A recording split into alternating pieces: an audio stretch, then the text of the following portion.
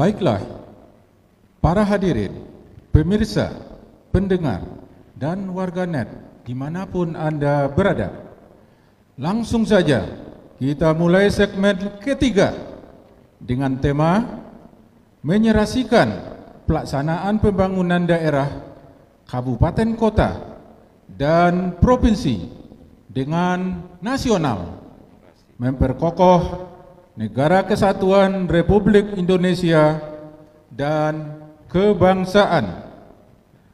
Pertanyaan pertama dari amplop kode E untuk pasangan calon nomor 1.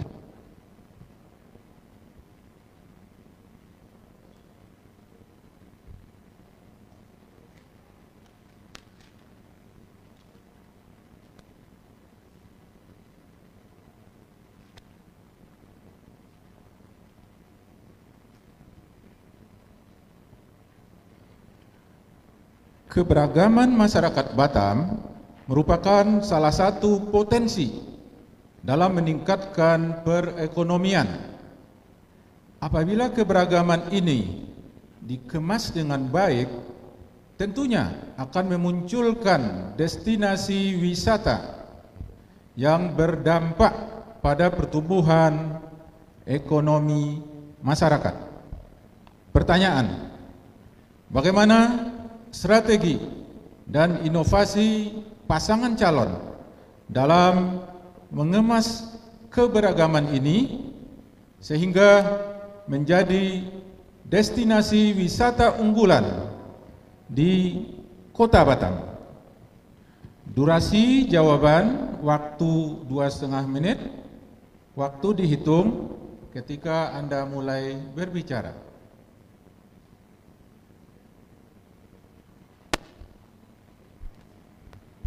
Terima kasih. Saya sangat setuju dengan pertanyaan yang disampaikan. Memang Batam salah satu potensi yang luar biasanya adalah keberagaman ini. Seluruh saudara-saudara kita penjuru Nusantara ada di Kota Batam. Ini seharusnya menjadi kekuatan ekonomi kita, menjadi kebanggaan kita untuk menyampaikan kepada dunia luar dan juga kepada saudara-saudara kita di dalam negeri betapa hebatnya Batam dengan keberagaman ini. Yang pertama tentu adalah kita akan mempunyai potensi di situ adalah wisata kuliner, karena beragam kuliner ada di Kota Batam yang berasal daripada latar belakang berbagai saudara-saudara kita. Yang kedua adalah keberagaman atau wisata budaya. Kebudayaan dari masing-masing saudara-saudara kini juga sangat kaya di Kota Batam. Yang ketiga adalah wisata seni. Ini semua bisa dikemas dengan baik. Yang pertama tentu adalah bagaimana memfasilitasi mereka betul-betul tumbuh berkembang dengan baik. Sehingga dalam hal ini adalah perlu ada pembinaan dari pemerintah kota.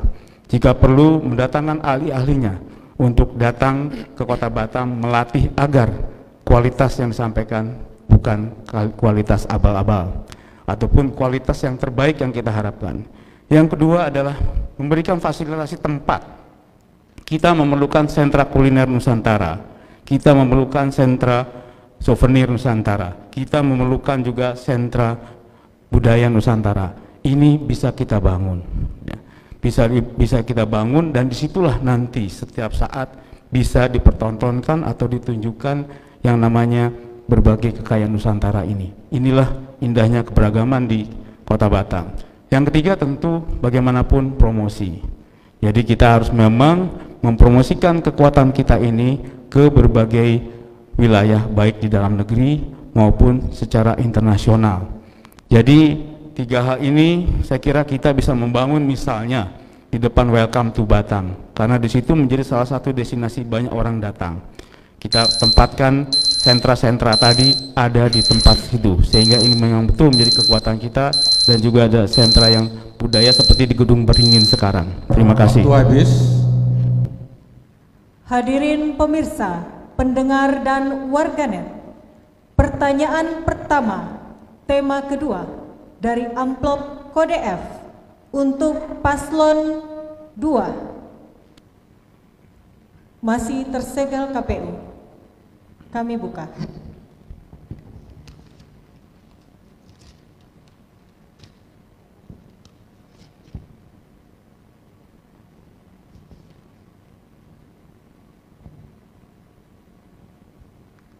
Salah satu penyakit masyarakat yang terus terjadi sejak beberapa dekade yang lalu adalah penyalahgunaan narkoba. Banyak kasus penyelundupan yang dilakukan melalui jalur transportasi Batam. Pertanyaannya, apa strategi paslon dalam pencegahan, pemberantasan, penyalahgunaan, dan peredaran gelap narkoba bagi seluruh masyarakat di Kota Batam? Durasi waktu 2,5 menit. Waktu dihitung ketika Anda mulai berbicara. Di Provinsi Kepulauan Riau sudah ada instansi yang menangani tentang narkoba. Ada 2, satu di Polda sendiri, satu sudah ada BNP, dan di Kota Batam juga ada BNK dan ada narkoba di Polresta. Tentunya kita harus duduk sama, kerjasama, dan kita harus membantu. Karena untuk menangani narkoba biaya tidak kecil, cukup besar. Maka tentunya sebagai wali kota dan kepala BPBD Batam ini harus kita clearkan. Yang kedua, Batam luasan lebih kurang 415 km persegi yang tidak terawasi, tidak terbatasi, dan tidak terpagari, sehingga pelabuhan cukup banyak sekali, sehingga tempat-tempat formal atau pelabuhan resmi saja yang bisa dikontrol. Itu pun kadang-kadang masih ada masalah. Kita sudah ngajukan ke Pak Menko Maritim pada waktu itu, kira-kira beberapa bulan yang lalu, bahwa kita minta membangun satu sistem sehingga nanti pelabuhan Batu Ampar yang resmi betul-betul nanti sistem pengontrolnya melalui elektronik, jadi tidak melalui manusia lagi, manusianya operator, sehingga itu bisa mencegah.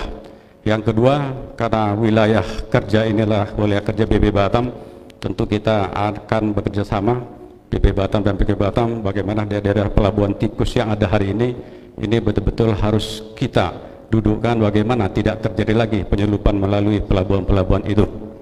Khusus untuk pencegahan, saya kira kita sudah bekerja sama dengan BNK Kota Batam dan kita sudah bantu juga bagaimana penyuluhan buat anak-anak milenial Kota Batam, baik sekolah ataupun yang di luar itu sendiri.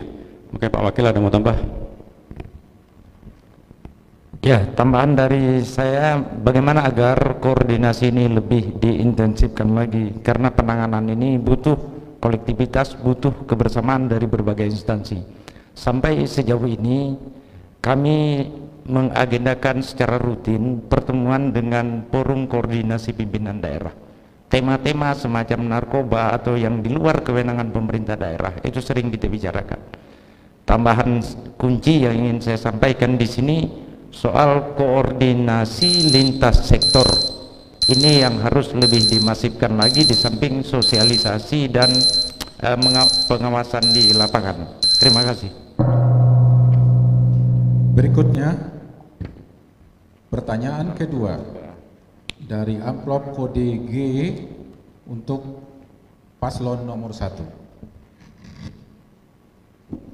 Masih tertutup, disegel. Kenapa itu?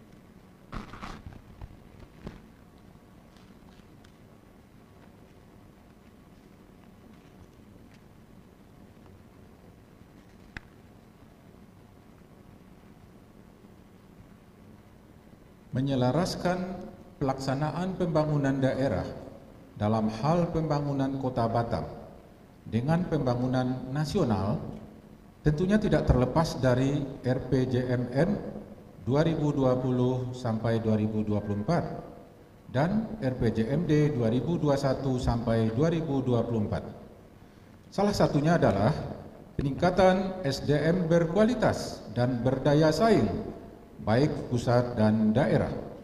Namun, penyelarasan perencanaan pembangunan semakin kompleks, mengingat perencanaan bukan merupakan aktivitas manajemen semata, tetapi juga merupakan proses politik. Pertanyaan, bagaimana strategi pasangan calon untuk menyelaraskan pembangunan nasional dan Kota Batam melalui peningkatan perekonomian yang berbasis SDM berkualitas dan berdaya saing? Durasi jawaban 2,5 menit. Waktu dihitung ketika Anda mulai berbicara.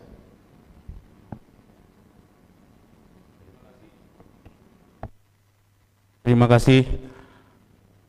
Kita beruntung bahwa RPJMN sudah ada, sehingga kita bisa melihat mana-mana yang menjadi prioritas daripada RPJMN, dan tentu kita harus juga melihat mana-mana yang menjadi kewenangan daripada pemerintah pusat dan juga pemerintah daerah dan provinsi, karena ini ada 3. Nah, di sini kemudian kita bisa melihat bahwa apa yang bisa pendanaannya disediakan oleh pusat dan provinsi, disitulah kemudian pemerintah Kota Batam masuk, sehingga semua pendanaan ini bisa efektif saling mendukung. Yang tentu kaitannya dengan upaya peningkatan SDM ini, kita sekarang bicara soal kualitas dan juga aksesibilitas. Dari sisi aksesibilitas, maka jumlah sekolah negeri memang harus ditingkatkan. Namun demikian kita tahu bahwa ada hal yang terkait dengan sekolah swasta juga harus diberdayakan mereka. Nah, saya kira untuk ini saya akan minta Pak Wakil untuk menyampaikan. Terima kasih. Masalah hubungan pusat daerah itu memang harus sejalan, sehingga RPJMD itu tidak boleh menyimpang daripada apa yang sudah digariskan pejabat yang tentu kita memanggil pimpinan anggota dewan melihat bagaimana pembangunan Kota Batam ini yang dilaksanakan kemudian dengan RPJMD. Walaupun ada tidak boleh dikatakan lari daripada RPNJ itu, namun kami apresiasi itu juga bisa dinikmati oleh masyarakat Kota Batam. Ke depan saya sangat yakin, karena Bapak Cawako kami ini adalah orang sudah berpengalaman sekian puluh tahun di pusat, merupakan juga rumahnya. Apabila beliau memimpin Kota Batam ini, sehingga hal-hal yang menyangkut kemajuan Kota Batam bisa dibicarakan dengan baik dan tuntas. Terima kasih. Hadirin pemirsa, pendengar dan warganet, pertanyaan kedua dari amplop kode H untuk paslon 2. Amplop masih tersegel KPU. Kami buka.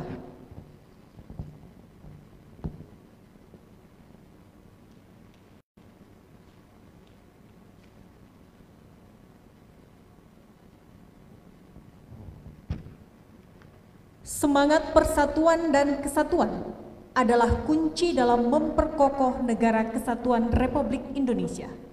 Hal ini perlu ditanamkan kepada generasi muda sejak dini, dimulai dari keluarga dan jenjang sekolah.